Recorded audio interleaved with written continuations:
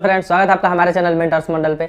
आज की इस वीडियो में मैं धातु और अधातु का ये पार्ट 3 पढ़ाने वाला हूँ। इसमें बेसिकली हम पढ़ेंगे आयनिक कंपाउंड के बारे में, यानी आयनिक यौगिक के बारे में। आप देखे होंगे प्रीवियस रेलवे के एग्जाम में इससे क्वेश्चन बहुत पूछा है कि आयनिक कंपाउंड है क्या। तो आज का टॉपिक मेनली है कि आयनिक कंपाउंड समझाना। देखिए, ये आयनिक कंपाउंड समझाने से पहले कुछ बातें आपको अगर रटना नहीं चाहते हैं तो ये बातें आपको पता होना चाहिए कि केमिकल बॉन्ड क्या है, आयंस क्या होता है, टाइप ऑफ केमिकल बॉन्ड कितना होता है। इसके बाद हम ये चीज़ क्या करेंगे बताएंगे। तो थोड़ा सा हम बेसिक बता रहे हैं। तो देखिए दोस्त, अगर बात करें कि केमिकल बॉन्ड बताने से पहले कि केमिकल रिएक्शन क्यों होता है, जैसे आपसे कोई पूछे कि कोई भी केमिकल रिएक्शन होता क्यों, तो इसलिए होता है ना क्योंकि कोई भी एटम चाहता है, किसी भी एलिमेंट का एटम चाहता है स्टेबल होने के लिए। इतना दिन से हम पढ़ा रहे हैं आपको केमिस्ट्री, बार बार ये बात कर रहे हो। अगर आप वो सब मेरा वीडियो देखें एटम मॉलिक्यूल का, आप जाकर देखिए प्लेलिस्ट बना हुआ है कंप्लीट, बहुत सारे केमिस्ट्री का वीडियो मैंने पढ़ाया है। तो ये चीज़ आपको फिर सुनने की जरूरत ही नहीं है। स्टेबिलिटी के लिए होता है क्योंकि हर एटम चाहता है ना उसका आउटर मोस्ट शेल में कितने इलेक्ट्रॉन हो, 8 इलेक्ट्रॉन हो, जिसके लिए क्या होता है केमिकल रिएक्शन करता है। जैसे बात करें हम सोडियम का, तो सोडियम का इलेक्ट्रॉनिक कॉन्फिगरेशन 281 होता है, 11 पे आता है ना, तो 281। तो ये चाहेगा कि इसका आउटर मोस्ट शेल में 8 इलेक्ट्रॉन हो, 8 वो हो, तो ये 8 हो रहा है, इसके लिए एगो क्या कर देगा, डोनेट कर देगा। क्लोरीन क्या होता है 17 पे आता है, तो 17 का अगर इलेक्ट्रॉनिक कॉन्फिगरेशन कीजिएगा तो 287 आएगा। तो क्लोरीन क्या चाहेगा, इसके भी आउटर मोस्ट शेल में 8 इलेक्ट्रॉन हो, जिसके लिए क्या करेगा, 1 इलेक्ट्रॉन किसी से लेगा, क्योंकि 7 निकालने में बहुत ज़्यादा क्या देनी पड़ेगी, एनर्जी, जो कि मुश्किल है। एक ये ले लेगा। तो देख रहे हैं अब ये दोनों का काम बनेगा तो रिएक्शन कर सकता है, क्योंकि इसका काम ये पूरा कर रहा है और इसका काम ये पूरा कर रहा है। एक देगा इसका 8 और एक दे देगा तो इसका 8 हो गया। तो इसलिए होता है केमिकल रिएक्शन। अब बात करें केमिकल बॉन्ड, तो मान लीजिए सोडियम और क्लोरीन मिलकर बना लिया NaCl नमक, तो इन जो भी अगर कंपाउंड बनता है ना, 2 एटम के मिलने से क्या बनता है आपको, कंपाउंड जो बन रहा है, 2 एलिमेंट मिलकर क्या बनाते हैं, कंपाउंड बनाते हैं। तो जो कंपाउंड बन रहा है Na और Cl से, तो ये कंपाउंड बनने के बीच Na और Cl के बीच क्या होता है ना, फोर्स ऑफ अट्रैक्शन काम करने लगता है। जैसे कार्बन डाइऑक्साइड ले लीजिए, कार्बन और ऑक्सीजन मिलकर क्या बनाएगा, कार्बन डाइऑक्साइड। तो जब ये कार्बन डाइऑक्साइड बन जाएगा ना, तो कार्बन और ऑक्सीजन के अणु के बीच क्या काम करने लगता है, एक फोर्स ऑफ अट्रैक्शन काम करने लगता है, एक फोर्स काम करने लगता है, जिसको हम क्या कहते हैं, केमिकल बॉन्ड कहेंगे। तो कभी भी केमिकल बॉन्ड आपसे कोई कहे ना रासायनिक बॉन्ड क्या होता है, तो आपको याद यही रखना है कि वो एक फोर्स है, फोर्स ऑफ अट्रैक्शन है 2 एटम के बीच, क्योंकि ये 2 मॉलिक्यूल के बीच जो ये 2 एटम जो मिलकर एक क्या बनाया, अणु बनाया है, चाहे 2 तत्व जो मिलकर एक यौगिक बनाया है। अब बात करें आयन क्या होता है, तो देखिए आयन समझाने से पहले आपको बात पता होना चाहिए। आयन आप सुने होंगे 2 तरह का होता है, एक होता है ऋणायन, एक होता है धनायन। तो देखिए पहले आयन समझिए क्या होता है। आयन का बात करें ना दोस्त, तो इसको अगर हम एक शब्द में कहें तो हम इसको ये कह सकते हैं कि आवेशित कण को हम आयन बोलते हैं। आवेशित कण, अच्छा आवेशित परमाणु भी कह सकते हैं, आवेशित एटम, चार्ज एटम या चार्ज मॉलिक्यूल, यानी चार्ज एटम। चार्ज एटम, वो कण क्या होगा, एटम होगा। देखिए, तो कोई भी आवेशित कण है ना, उसको हम क्या कहेंगे, आयन कहेंगे। क्या आयन, अब ये आवेशित मतलब होता क्या है, तो देखिए आप जानते होंगे कि कोई भी एटम ले लीजिए किसी भी चीज का, जैसे हमने सोडियम का एक एटम लिया Na, तो आप जान रहे हैं कि इस पे प्रोटॉन और इलेक्ट्रॉन की संख्या क्या होता है, सेम होता है। अगर ये न्यूट्रल है तो प्रोटॉन और इलेक्ट्रॉन का संख्या क्या होता है, 11-11, ये सेम होता है, क्योंकि ये न्यूट्रल है, इसको छूने से करंट नहीं लग रहा है। तो आप जानते हैं कि ये 1 इलेक्ट्रॉन डोनेट करेगा। अभी आपको बताया था सोडियम का 1 इलेक्ट्रॉन डोनेट करेगा, 281 है, क्यों करा, तो भाई इलेक्ट्रॉनिक स्टेबल होने के लिए, आउटर मोस्ट शेल यानी जो बाह्यतम कक्षा है उसमें 8 इलेक्ट्रॉन लाने के लिए। तो जब ये को डोनेट करेगा तो प्रोटॉन तो 11 का 11 ही को रहेगा, लेकिन इलेक्ट्रॉन आपकी बार कितना हो गया, 10 हो गया। तो ये इलेक्ट्रॉन कम हो गया है, प्रोटॉन ज्यादा हो गया, तो इस पर कौन चार्ज आ गया, प्लस चार्ज।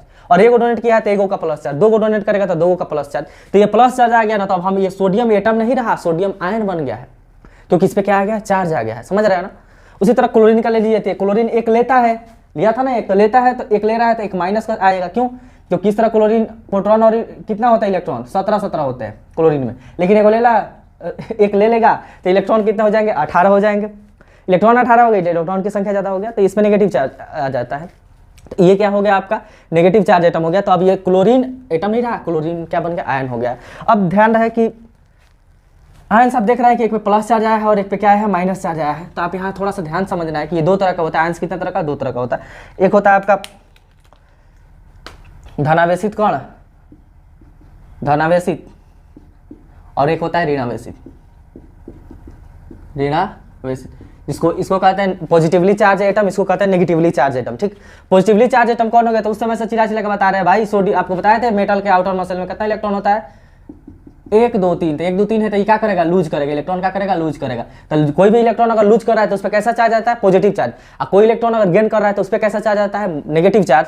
तो ये जो होते हैं ना, ये कैसा होते हैं, तो ये जितने भी धातु है ना, धातु जितने भी मेटल, वो सब क्या होते हैं, धनावेशित होते हैं। जितने भी अधातु होते हैं ना, नॉन मेटल, वो क्या होते हैं दोस्त, ऋणावेशित होते हैं। और धनावेशित को सबसे इंपॉर्टेंट ध्यान पर रखिएगा, इसको कहते हैं कटायन।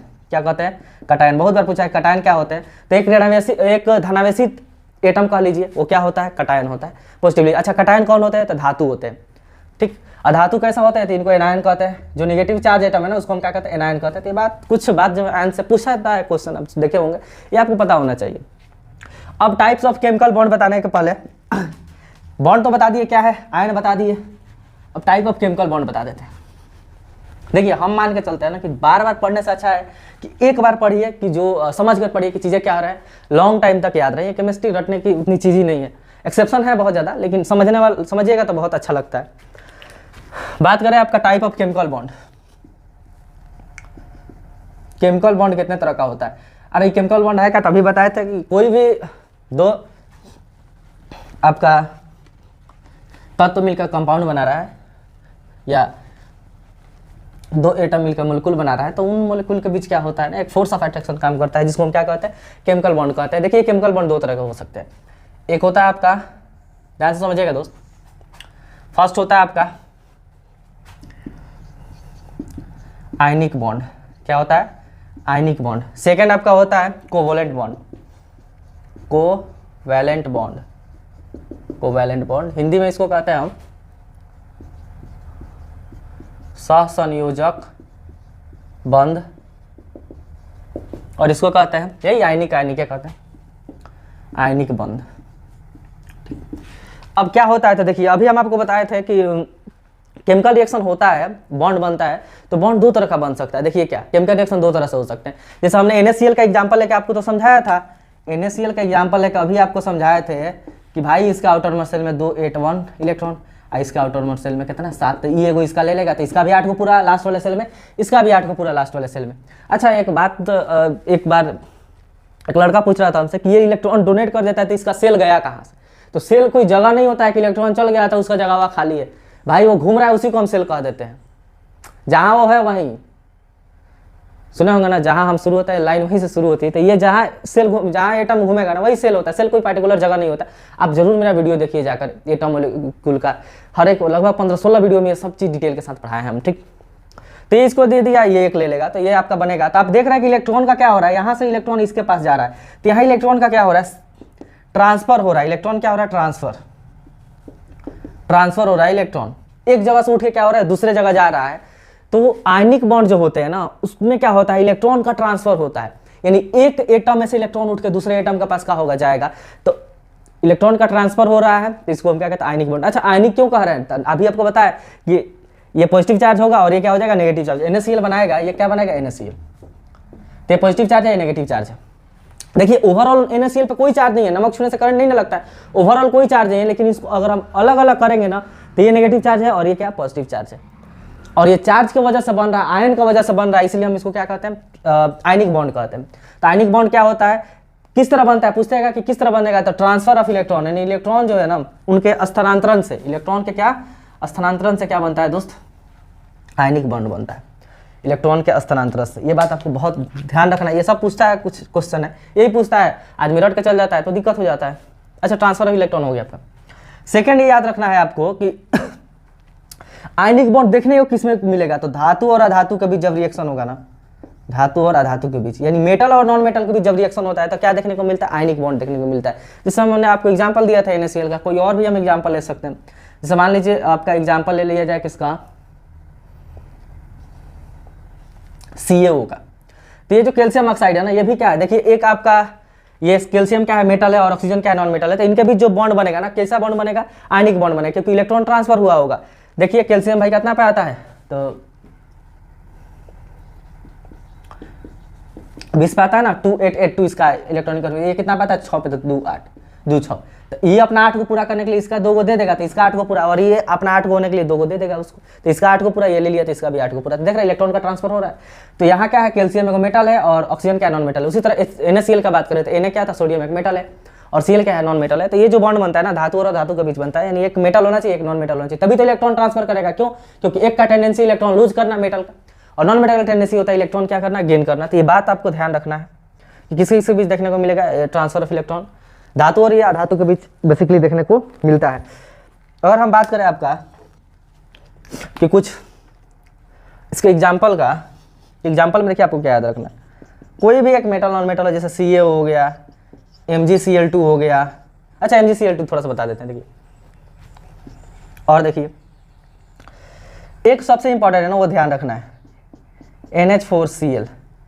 NH4Cl जिसको हम क्या कहते हैं, अमोनियम क्लोराइड कहते हैं। देखिए यहाँ ये भी नॉन मेटल है, ये नॉन मेटल है, ये नॉन मेटल, फिर भी ये क्या होता है, आयनिक बॉन्ड होता है। एक्चुअली ये होता है ना कि NH4 पे एक चार्ज आता है पॉजिटिव, पूछता है कितना का चार्ज होता है, +1, तो ये आयन की तरह वर्क करता है, ठीक। NH4 आपको ध्यान रखना, यही एक है कि नॉन मेटल में नॉन मेटल के साथ होते हुए भी क्या होता है, आयनिक बॉन्ड होता है। बाकी कोई भी मेटल ही होगा, आप कोई भी एग्जाम्पल ले सकते हैं, जैसे CaSO4, ठीक, तो कोई भी आप एग्जाम्पल ले सकते हैं दोस्त। ये सब क्या है, आयनिक बॉन्ड के क्या है, एग्जाम्पल है। अब हम बात करें कि कोवलेंट बॉन्ड, तो ये पता है क्या होता है, सबसे इंपॉर्टेंट है, इसको याद रखना है कि ये शेयरिंग ऑफ इलेक्ट्रॉन होगा, शेयरिंग ऑफ इलेक्ट्रॉन, यानी इलेक्ट्रॉन का आपकी बार स्थानांतरण नहीं होगा, शेयरिंग होगा। शेयरिंग समझ रहे हैं ना, देखिए शेयरिंग समझाते हैं। मान लीजिए आप देखे होंगे गांव में कभी कभी क्या होता है कि दो अलग अलग आदमी हैं, दोनों आदमी के पास एक बैल है, ठीक, एक एक बैल है। मान लीजिए एक बैल मेरे पास है, एक बैल किसी और आदमी के पास है। तो जब हल उसको जोतना है, खेत को जोतना है उसको, तो दो बैल चाहिए, एक बैल तो जोत नहीं सकता है। तो आदमी क्या करता है ना, एक दिन कहता है अल्टरनेट डेट पे, एक दिन हम ले जाकर आपका बैल अपना खेत जोतेंगे, एक बार आप ले जाकर मेरा बैल खेत जोतिएगा। तो यहाँ देखिए कोई बैल दूसरे किसी को दे नहीं रहा है, काम दोनों का चल रहा है, लेकिन क्या हो रहा है, शेयरिंग हो रहा है, समझ रहे हैं ना। तो इसी तरह कहते हैं शेयरिंग ऑफ इलेक्ट्रॉन। अब ये होगा कैसे, तो शेयरिंग होगा ना तो कन्फर्म है कि अधातु और अधातु के बीच होगा, यानी नॉन मेटल और नॉन मेटल के बीच ही होता है क्या, शेयरिंग ऑफ इलेक्ट्रॉन। इलेक्ट्रॉन क्या होते हैं, शेयर किए जाते हैं। जैसे कि एग्जाम्पल से हम आपको समझाते हैं इस बात को। देखिए दोस्त, अगर हम एक एग्जाम्पल है HCl, हाइड्रोजन और क्लोरीन, तो आप जानते हो हाइड्रोजन के एगो होता है तो एगो, क्लोरीन का 2 8 7 7 पे, तो ये अपना 8 को पूरा करने के लिए इसका एगो ले लेगा, आई देगा क्या, नहीं देगा। रीजन क्या है, ये तो खुद एक चाह रहा है कि मिल जाए कहीं से, कि अपना पूरा कर ले, क्योंकि एक इलेक्ट्रॉन है, एगो देगा नहीं ना डोनेट करेगा। तो ये कहता है कि शेयरिंग करेंगे, चलो शेयरिंग करते हैं, मिल बांट के खाते हैं। तो इन दोनों के बीच क्या होता है, इलेक्ट्रॉन का शेयरिंग होने लगता है। यानी कहता है तुम भी एक इलेक्ट्रॉन यहाँ रखो, हम भी एक अपना इलेक्ट्रॉन लिखते हैं, जिसको इलेक्ट्रॉन डॉट से हम दिखा सकते हैं। H का एक मान लीजिए इलेक्ट्रॉन हमने यहाँ दिखाया, और देखिए डॉट से दिखाया जाता है ना, आउटर मोस्ट सेल वाले ही इलेक्ट्रॉन को दिखाया जाता है, पूरे 17 को करना दिखाएंगे क्लोरीन का, बस बाहर वाले सेल में कहोगे 7 को है ना, तो 7 को डॉट दे दीजिए कहीं भी, 2 ये इलेक्ट्रॉन को दिखा दिए, कितना हो गया भाई, 6 एक साथ। तो ये कहेगा कि आपका भी हम ये शेयरिंग करेंगे, और ये कहेगा आपका भी शेयरिंग करेंगे। तो यहाँ क्या हुआ, शेयरिंग ऑफ इलेक्ट्रॉन। ये जब देखने को मिलेगा आपको नॉन मेटल के साथ ही देखने को मिलेगा। तो ठीक, बहुत सारे एग्जाम्पल हो सकते हैं, CO2 हो सकता है, H2O हो सकता है, समझ ना, Cl2 हो सकता है, O2 हो सकता है। देखो Cl2, क्लोरीन मान लीजिए क्लोरीन के साथ ही गैस बना कर रहा है, तो देखिए क्या होगा, क्लोरीन के साथ अगर कर रहा है तो ये भी क्या करेगा, शेयरिंग करेगा, मजबूरी में क्या करेगा, शेयरिंग। देखिए कहेगा चलो जब काम पड़ेगा तब हम तुम्हारा लेंगे, जब हमारा काम पड़ेगा तब तुम्हारा लेंगे, तो 8 को इसका भी हो जाएगा, 8 को इसका भी हो जाएगा। तो ये शेयरिंग होता है। तो जब शेयरिंग होगा तो उसको हम क्या कहते हैं, कोवलेंट बॉन्ड कहते हैं। अब सबसे इंपॉर्टेंट बात कि जब शेयरिंग ऑफ इलेक्ट्रॉन हुआ मेरे दोस्त, शेयरिंग ऑफ इलेक्ट्रॉन हुआ तो इससे बनता है कोवलेंट कंपाउंड। क्या बनेगा, कोवलेंट कंपाउंड। तो ये जितने भी देख लिखे हैं ना, CO2 H2O Cl2 O2, यानी अधातु के बीच, तो इसको क्या कहते हैं, कोवलेंट कंपाउंड कहते हैं, यानी सहसंयोजक यौगिक। और इसको अगर ट्रांसफर ऑफ इलेक्ट्रॉन से हो रहा है, यानी अधातु के साथ मिलकर बना रहा है, तो इसको कहते हैं, ऐसे यौगिक बनने को क्या कहते हैं, आयनिक यौगिक। यानी आप अब अभी हम आए हैं टॉपिक पे कि क्या होता है ये आयनिक यौगिक। तो अब आपको समझ में आ रहा हो कि आखिर ये आयनिक यौगिक है क्या, क्योंकि ये ट्रांसफर ऑफ इलेक्ट्रॉन से हो रहा है तो ये आयन सी है, क्योंकि इलेक्ट्रॉन अगर कम बेस हो गया तो उसको आयन ही बोलते हैं। तो आयनिक बॉन्ड किसके बीच देखने को मिलेगा, आयनिक यौगिक के बीच। कोवलेंट बॉन्ड किसको देखने को मिलेगा, तो कोवलेंट कंपाउंड के बीच, ठीक।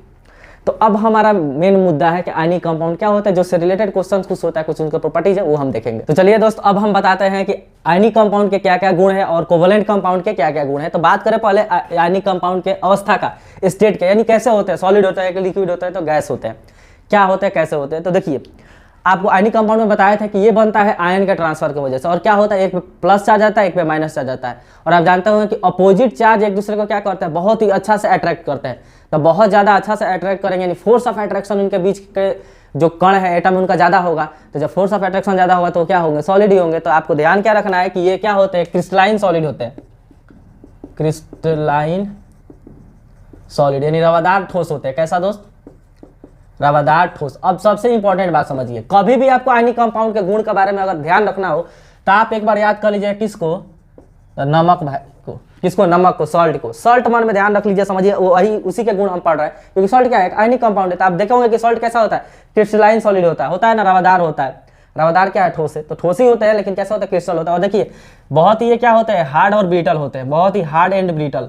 और हार्ड और ब्रिटल करने का मतलब भंगुर, यानी चोट कीजिएगा तो आसानी से क्या होंगे, टूट जाएंगे। ये बात आपको क्या करना है, ध्यान रखना है। अब हम बात कर ले आपका कोवलेंट बॉन्ड का, तो इसमें क्या होता है भाई, इलेक्ट्रॉन की शेयरिंग होती है। तो इलेक्ट्रॉन की शेयरिंग होगी तो उतने अच्छे बॉन्ड नहीं बन पाएंगे। तो एक कुछ ही है जो सॉलिड होता है, मैक्सिमम क्या होता है आपको, गैस होगा नहीं तो लिक्विड होगा, गैस नहीं तो लिक्विड, और सॉलिड वही होता है, कुछ है कि सॉलिड होता है। गैस आप देखिए CO2 देख लीजिए, लिक्विड में देख लीजिए H2O देख लीजिए, तो ये क्या है, गैस है और लिक्विड है, कुछ है कि सॉलिड होता है आपका। अब हम बात करें कि BP एंड MP यानी बॉइलिंग पॉइंट और जो आपका मेल्टिंग पॉइंट है आयनिक कंपाउंड को, वो क्या होता है, यानी क्वथनांक और गलनांक क्या होता है। देखिए रटने के लिए तो फटफट लिख देंगे कि इसका हाई होता है, ये घुलता है इसमें, लेकिन ये चीज़ें याद कैसे रहेंगी एग्जाम में, समझिएगा तब याद रहेगी, रटने की जरूरत ही नहीं पड़ेगा। तो बात करें BP एंड AP क्या होता है, तो आप खुद सोचिए ना कि फोर्स ऑफ अट्रैक्शन इनके पार्टिकल के बीच क्या है, बहुत ही ज़्यादा है। यानी कोई दो कण है, इधर Na का एक है और इधर एक Cl का है, इनके बीच का जो फोर्स ऑफ अट्रैक्शन है ना बहुत ज़्यादा है। तो फोर्स ऑफ अट्रैक्शन ज़्यादा है तो कन्फर्म है कि उसको पहले घुलाने के लिए, क्योंकि घुलेगा तब जाके क्या होगा, उबलेगा। तो घुलाने के लिए उस फोर्स, घुलेगा कैसे, फोर्स ऑफ अट्रैक्शन को तोड़ना पड़ेगा। उबलेगा कैसे, तो फोर्स ऑफ अट्रैक्शन को तोड़ना पड़ेगा। तो फोर्स ऑफ, यही जब टाइट है फोर्स ऑफ अट्रैक्शन, जिसको तोड़ने के लिए बहुत ज़्यादा एनर्जी देना पड़ेगा। तो क्या याद रखना है कि जो इसके बॉइलिंग पॉइंट है और ये मेल्टिंग पॉइंट है क्या होता है, बहुत ही ऊँच होते हैं, नहीं हाई होते हैं। तो आप एक बात देखे होंगे कि कोई चीज़ उबालते समय, मान लीजिए अंडा उबला रहा है या कोई भी चीज़, उसमें हम नमक डाल देते हैं, क्यों, हम चाहते हैं उसका बॉइलिंग पॉइंट बढ़ जाए। क्योंकि अगर बॉइलिंग नमक डालिएगा तो क्या होगा, नमक क्या है, एक आयनिक कंपाउंड है, वो उसमें पड़ेगा तो वो क्या करेगा, खुद नमक का बॉइलिंग पॉइंट हाई होता है। तो पानी अब 100 पे ना हो बॉयल होकर 140 डिग्री पे बॉयल होगा। तो जब 140 डिग्री पे बॉयल होगा तो जो खाना है उसमें आसानी से क्या होगा, पक जाएगा। तो इसलिए नमक डाला जाता है, जाने से डाल रहे होंगे, लेकिन आज आप जान रहे होंगे कि रीजन क्या है, समझ रहे हैं ना, नमक डालने का। फिटकरी भी डाला जाता है, देखते होंगे सिकाई उगाई करने के लिए, वो भी क्या करता है, उसका पानी का बॉइलिंग पॉइंट बढ़ा देता है। तो पानी अब 100 पे नहीं खुल के सब उड़ेगा। और ये खोलना क्या होता है, गुप्त उसमें क्या होता है, थोड़ा पढ़ लीजिएगा, इस पर वीडियो बना है फिजिक्स का, बहुत डिटेल के साथ पढ़ा है। अब हम बात करें घुलनशीलता का, घुलनशीलता समझते हैं ना, सोलबिलिटी, यानी कैसे घुलता है, किस में घुलेगा किस में नहीं। तो आपको ध्यान रखना है कि ये जो भी होते हैं ना, ये जल में घुलनशील होते हैं। जल में क्या होते हैं, घुलनशील होते हैं, यानी जो भी आयनिक कंपाउंड है ना ये जल में घुलनशील होंगे। लेकिन सबसे इंपॉर्टेंट, कार्बनिक यौगिक में, कार्बनिक यौगिक में अघुलनशील होते हैं, अघुलनशील होते हैं। देखिए जल में घुल जाएगा भाई, लेकिन कार्बन वाला कोई यौगिक ला लीजिए जिसमें कार्बन है तो उसमें ये नहीं घुलता है। कौन, आपका आयनिक कंपाउंड। जैसे हम एग्जांपल से बात करें आपका, कुछ एग्जांपल देखिए कौन कौन कार्बनिक कंपाउंड जिसमें कार्बन है, तो आपको कुछ ध्यान रखना है। ईथर, केरोसिन, किसी में नहीं घुलेगा ये। केरोसिन हो गया आपका, एसीटोन हो गया, बेंजीन हो गया, ये सब क्या है, अल्कोहल भी आ जाएगा। ये सब क्या है, कार्बनिक यौगिक, क्योंकि ये कार्बन है। तो इसमें कभी भी ये नहीं घुलेगा। आप नमक को घोल लीजिए, किसी में कभी नहीं घुल सकता है, क्योंकि इसमें अघुलनशील होता है। तो याद रखना कि जो आयनिक कंपाउंड होता है ना जल में घुल, आप देखिए जल में नमक डालने पर घुल जाता है, तो हाँ घुल जाता है, तो टिक मार देखिए क्या होता है, आयनिक कंपाउंड जल में घुलनशील होता है। विद्युत चालकता सबसे इंपॉर्टेंट है। इलेक्ट्रिक कंडक्टिविटी क्या होता है, यानी इलेक्ट्रिक का कंडक्ट करेंगे कि नहीं। तो एक बात बताइए भाई, ये बना किससे, आयन से। आपको हम उस समय सिला के बता रहे हैं कि NaCl है, भले इस तरह इस पर कोई चार्ज नहीं है, लेकिन जैसे ये पानी में घुलेगा, चाहे ये पिघलेगा, तो पिघलेगा तो इसका फोर्स ऑफ अट्रैक्शन तो नहीं दूर होगा, एटम तो नहीं दूर जाएंगे, तो एगो पे प्लस चार्ज, एगो पे क्या हो जाएगा, माइनस चार्ज। तो जब ये सॉलिड स्टेट में रहेगा, ध्यान रखिएगा, सॉलिड स्टेट में रहेगा आयनिक, तो ये विद्युत का चालक जो इलेक्ट्रिक है उसका कंडक्टिविटी नहीं करेगा, सॉलिड स्टेट में नहीं करेगा, घंटा ना करेगा सॉलिड स्टेट में, क्योंकि सॉलिड स्टेट में क्या होगा, फोर्स ऑफ अट्रैक्शन ज़्यादा रहता है। लेकिन जैसे इसको मोल्ट, आपको इसको एक्वा सॉल्यूशन, यानी ये कहिए कि जल में घोल दीजिए, जल में घोलने पर यानी एक्वस सॉल्यूशन में, चाहे ये मेल्टेड फॉर्म यानी घुलित अवस्था में, मोल्टेन घुलित अवस्था में क्या करेगा, ये इलेक्ट्रिसिटी का कंडक्टिविटी करेगा। तो आपको याद क्या रखना है, आयनिक कंपाउंड, अरे भाई नमक अगर उसमें पानी नहीं है ना तो इलेक्ट्रिक का कंडक्टिविटी नहीं करेगा। लेकिन वही नमक को पानी में डाल दीजिए तब क्या करेगा, बहुत तेजी से इलेक्ट्रिक का करंट ले जाएगा। क्यों, क्योंकि आयंस बन गया और उस पर चार्ज है भाई, फ्लो ऑफ इलेक्ट्रॉन का होता है, करंट होता है। तो जब जल में घुल जाए यानी एक्वस सॉल्यूशन रहे किसका, आयनिक कंपाउंड का, तभी क्या करेगा, इलेक्ट्रिक का कंडक्ट करेगा, यानी चालकता होगा, विद्युत का कंडक्टिविटी करेगा। लेकिन घोल दीजिए, खुद पिघला दीजिए इसको आयनिक कंपाउंड को हीट के, तभी क्या करेगा, आपका जो इलेक्ट्रिक है उसको कंडक्ट करेगा, लेकिन सॉलिड स्टेट में कभी नहीं करेगा। तो कुछ बातें ध्यान रखना। इसका ये क्या बोलते हैं, घनत्व तो भी बहुत ज़्यादा होता है, डेंसिटी। अब इधर थोड़ा देख लीजिए, तो इसका BP और MP क्या होगा भाई, लो होगा, उसका हाई हो रहा था, इसका लो होगा। क्यों, फोर्स ऑफ अट्रैक्शन कम है इसके बीच। अरे भाई पानी में देख लिया, पानी 100 पे खौल जाता है, force of attraction come. Solubility का बात करें तो इसका सॉल्युबिलिटी ध्यान रखना, ये जल में अघुलनशील होता है, उल्टा जल में अघुलनशील होता है।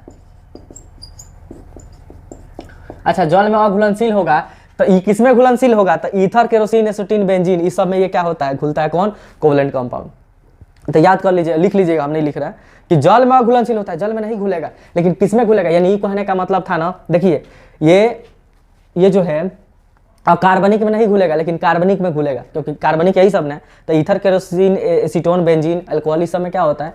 कोवलेंट कंपाउंड घुल जाते हैं। कोवलेंट कंपाउंड क्या होते हैं? घुल जाते हैं। अब बात करें आपका कि इसका सोलिबिलिटी हो गया, कंडक्टिविटी क्या है?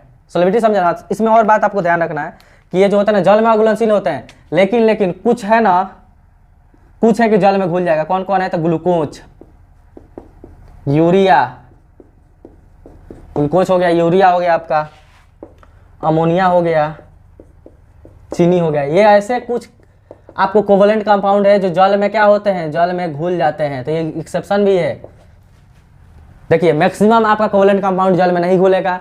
ये 3-4 गो है जो जल में क्या होता है? आसानी से घुल जाता है। अच्छा, ये कोवलेंट कंपाउंड कहाँ घुलेगा? तो ये घुलेगा ईथर, केरोसिन, बेंजीन, एसिटोन, जिसमें ये आपका आयनिक कंपाउंड नहीं घुलता है। कंडक्टिविटी, ये घंटा कंडक्टिविटी करेगा, कोई कंडक्टिविटी नहीं करेगा। इलेक्ट्रिक का कोई कंडक्टिविटी, क्योंकि आयंस रहेगा तब ना। अरे भाई, फ्लो ऑफ इलेक्ट्रॉन क्या होता है? इलेक्ट्रिक होता है। इसमें तो आयंस है ही नहीं, इलेक्ट्रॉन का शेयरिंग हो रहा है, इलेक्ट्रॉन फ्री है ही नहीं, तो इलेक्ट्रॉन जाएगा कौन? फ्लो कौन होगा? इसलिए इलेक्ट्रिक का कंडक्ट नहीं करते हैं। तो यही कुछ एग्जांपल आपको ध्यान रखना, आप इसका स्क्रीनशॉट ले सकते हैं। वीडियो आपको पसंद आया है तो लाइक और शेयर कीजिएगा, नया है तो चैनल को सब्सक्राइब जरूर कीजिएगा।